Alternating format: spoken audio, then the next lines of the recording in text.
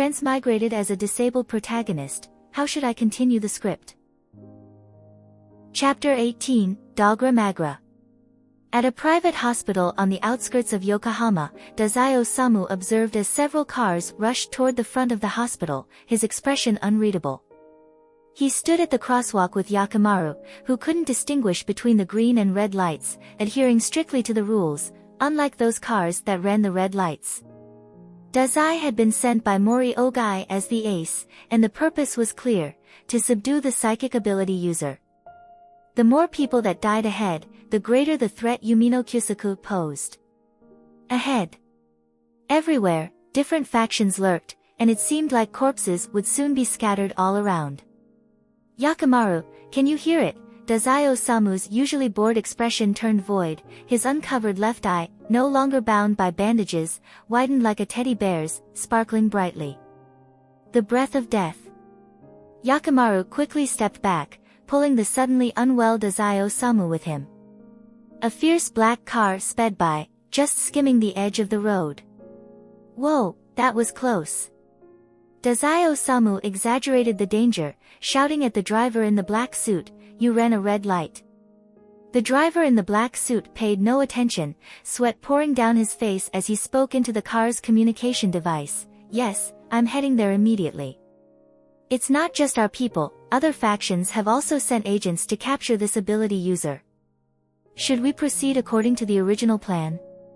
Break through the front?" At first, there were voices on the other end of the communication device, but soon they turned into panicked cries for help. "Don't come any closer, are you crazy?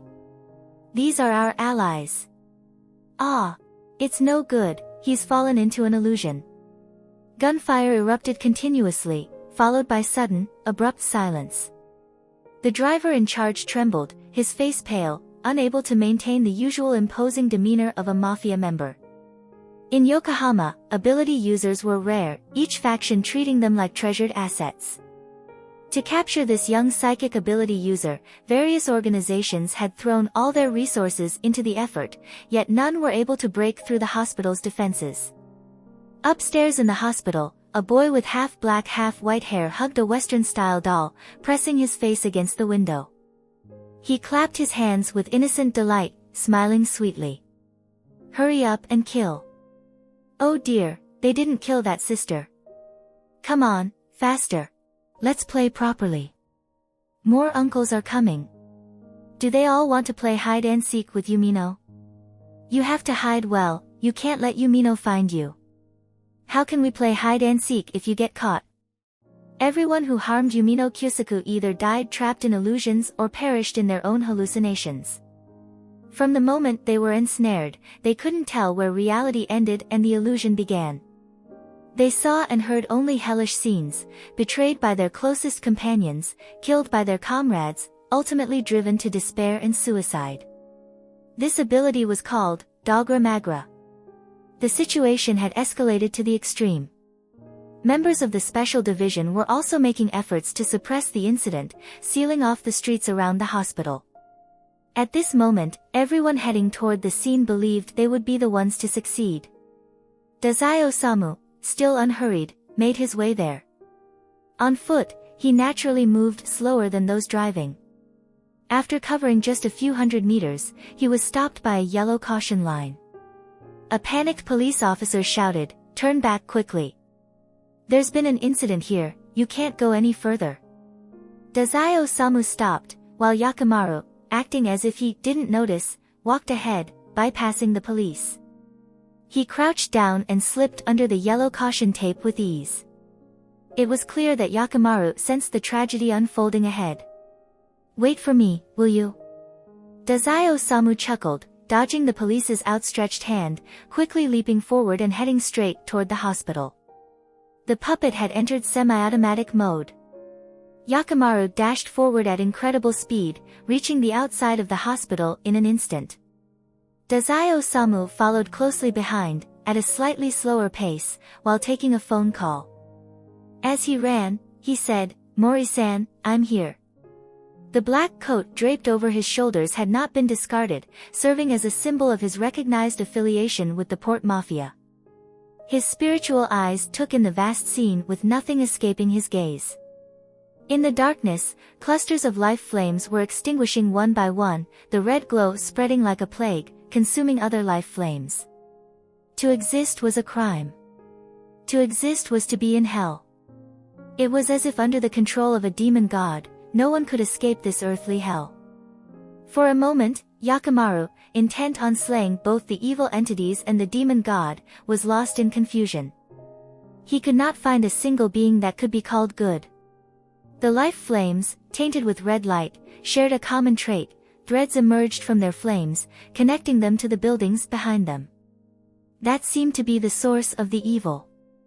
Yakimaru's vacant gray-brown eyes scanned the surroundings before slowly focusing on the hospital wing. Is it an evil entity or the demon god? He tilted his body to the right, narrowly dodging a bullet fired from behind on the left. A frenzied, muddled flame rushed at him, wild and uncontrollable. Without hesitation, Yakimaru kicked it away, then threw another equally chaotic flame over his shoulder. Instantly, their flames weakened significantly, clearing a safe zone for Dororo. When Tezuka Osamu arrived, what greeted him was a hospital filled with corpses and the sight of Yakimaru in battle.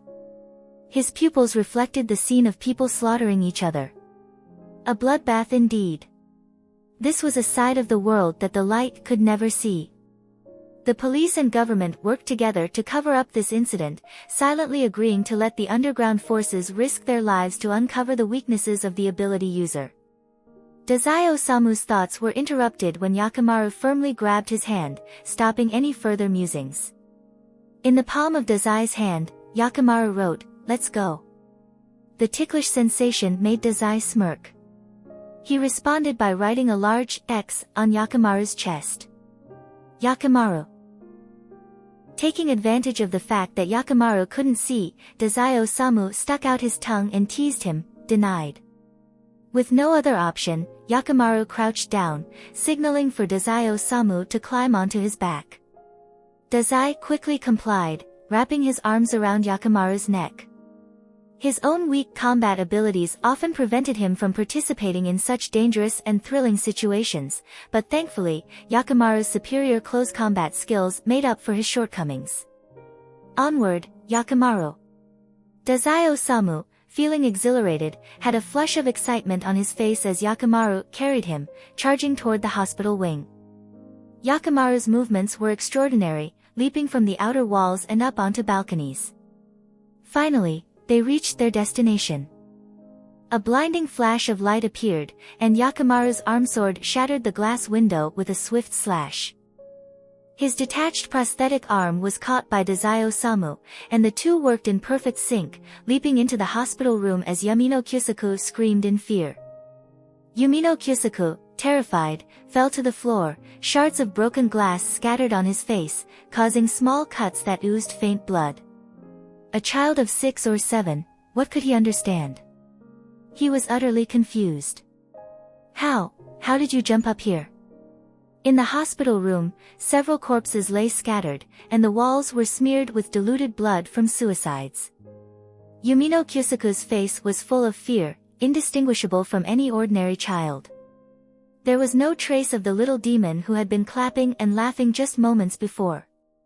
Despite his inability to discern right from wrong, this child possessed the terrifying power to easily kill. Yakimaru glanced around, feeling confused as he observed the life flame before him. The flame was small, like that of a young child. The small stature indicated that this was a child not yet 10 years old. The life flame of the child didn't resemble that of a demon god in disguise. The human life flames all glowed red, with threads connecting them to other places. Could it be that such a small child was truly capable of so much evil? Tezuka Osamu, disinterested, remarked, "Yakimaru, we've found our target." A ruthless little child. Yumino Kyusaku curled up in the corner, tears streaming down his face, though his panic quickly vanished. As he touched the diluted blood on his face, he let out a clear, unsettling laugh. "I'm hurt." "Two big brothers," he said, his curly hair tousled, speaking with an innocent yet cruel tone, despite his seemingly cute appearance. Do you want to play with Yumino too? He asked, as the doll in his arms emitted an eerie, high-pitched laugh. Dogra Magra, activated. Anyone who provoked Yumino Kyusaku would fall into an illusion, without exception. The darker a person's mind, the harder it was for them to escape, eventually being killed by their own deepest fears. However, Tezuka Osamu urged, hurry up, didn't you want to play with us? Yakimaru, with an expressionless face, stared at Yumino Kyusaku, hesitating as he pondered how to deal with this child. Yumino Kyusaku's smile suddenly faded into confusion, looking pitifully lost, as if sensing the impending outcome. His body trembled, clutching his doll tightly, and he stammered, "You don't feel anything?" Tezuka Osamu, wearing the grin of a great demon, looked down at the little demon before him. "Oh, there's definitely something. I came specifically to find you. I'm very interested in your abilities." He jumped down from Yakimaru's back, still holding onto Yakimaru's wrist, and moved closer to the child huddled in the corner. Gently, he patted Yumino Kyusaku's trembling face. "Now, tell me. Tell me how you use your ability and its effects." Tezuka Osamu lowered his head, a sinister smile creeping onto his face, revealing an expression that could easily become a child's worst nightmare. Yumino Kyusaku looked at him in terror, biting his lip in silence. Tezuka Osamu then forcefully pressed his fingers into the wound on the child's face, making him cry out in pain, like a wailing ghost. "Kill him! Dogra Magra, kill him, kill him!" No matter how much Yumino screamed, all it resulted in was more blood and pain from the wound on his face. After he finished tormenting him, Tezuka Osamu withdrew his hand and wiped it on the bedsheet. "Doesn't understand a thing, really." And yet, Mori-san had his eyes on a kid like this. He had already sent a message to Mori Ogai, confirming that he had encountered the target to be sealed. The response came quickly. Mori Ogai requested that he start a live video chat. Tezuka activated the camera and microphone, capturing the scene of Yumino Kyusaku's meltdown and screams. Back at the Port Mafia headquarters, Mori Ogai covered his ears, trying to block out the maddening sounds. "Tezuka-kun."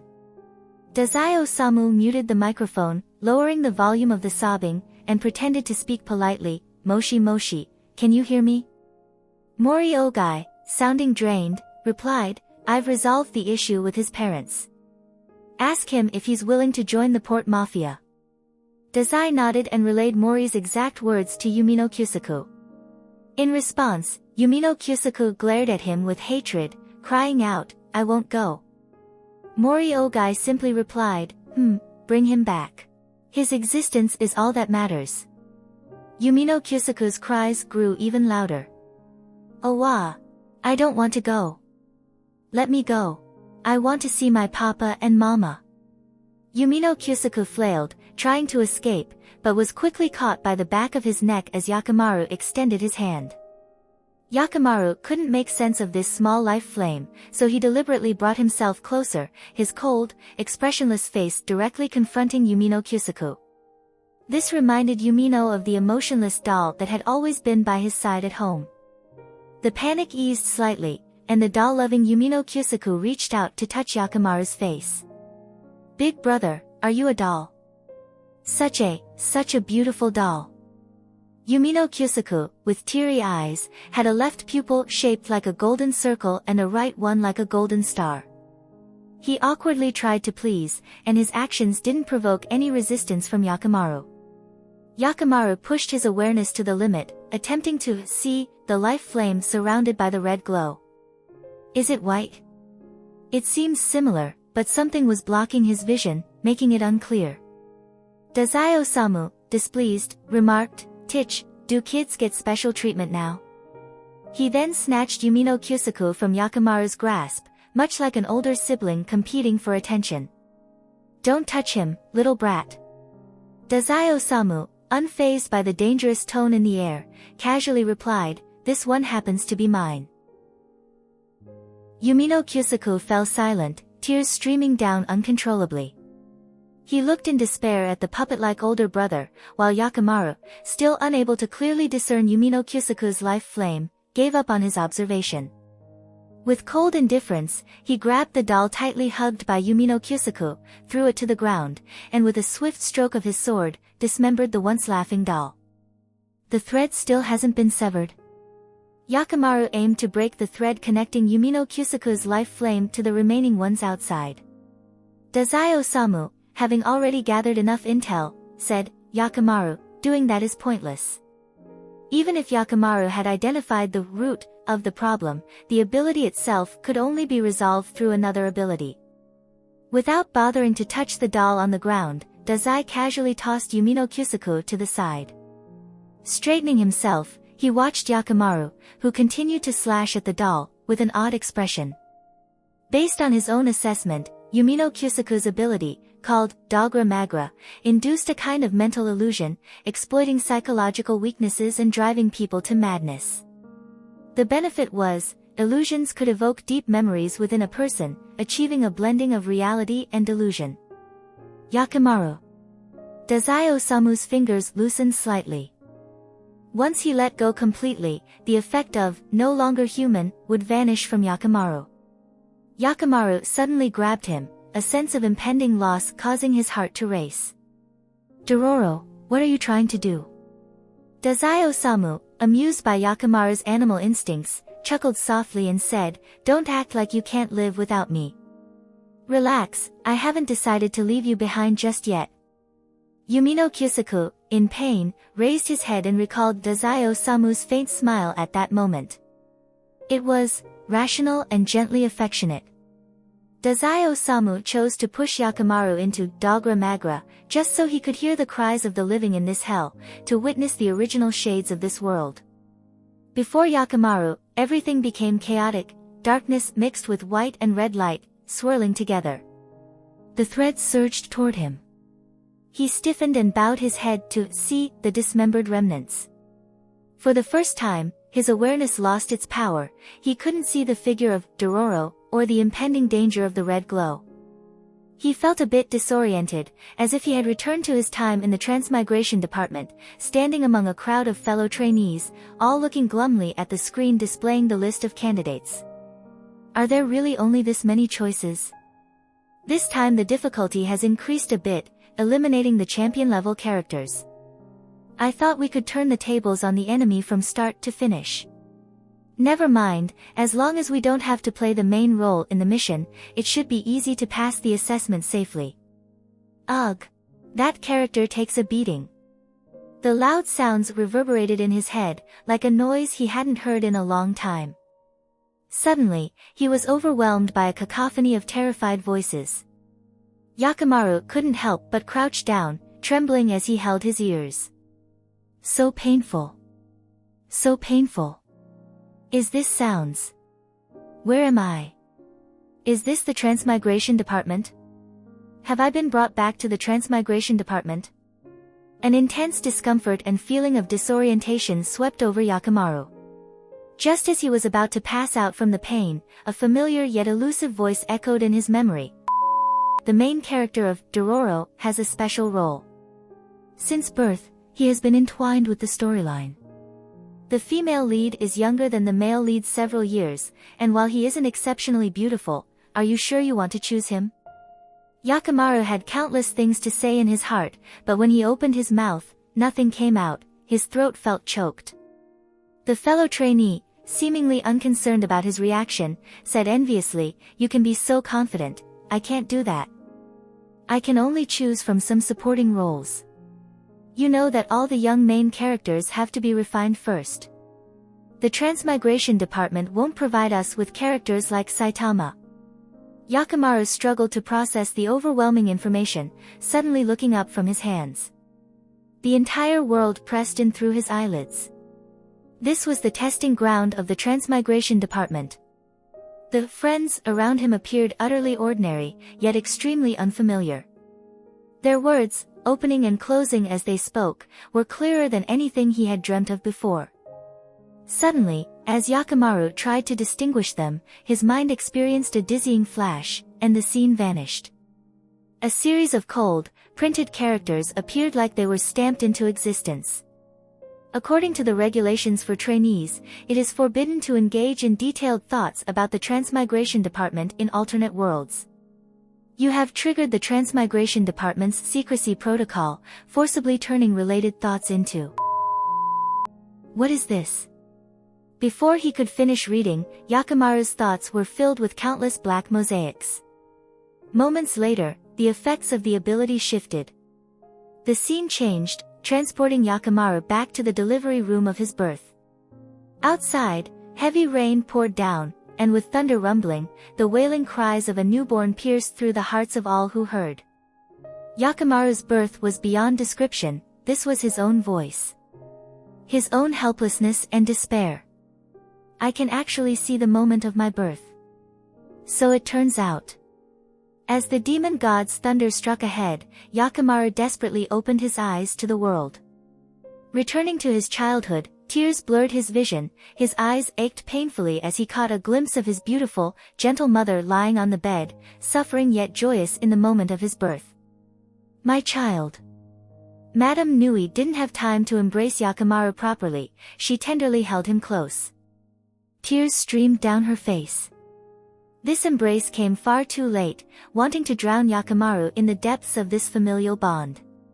Fearless of losing everything in the next moment, unafraid of drawing his last breath, it all seemed worth it.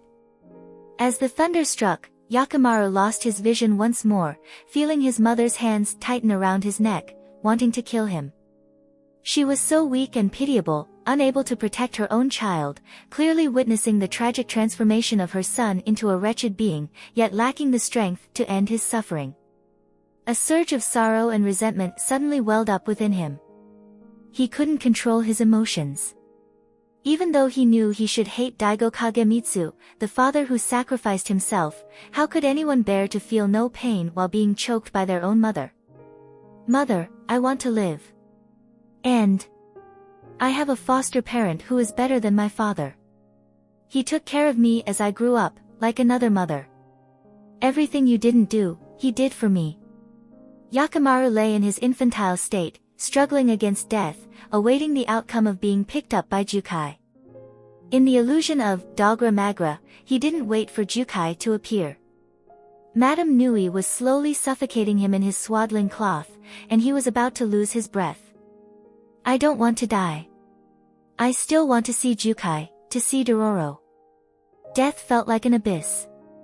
With no sense of touch, sight, hearing, or smell, Yakimaru was surrounded by the darkness of near death, refusing to accept his fate. He exerted all his strength to break through the suffocating sensation, enduring a pain that could never truly kill him. 12 remnants of the demon god swirled with power around his soul. Finally, he took one last difficult breath.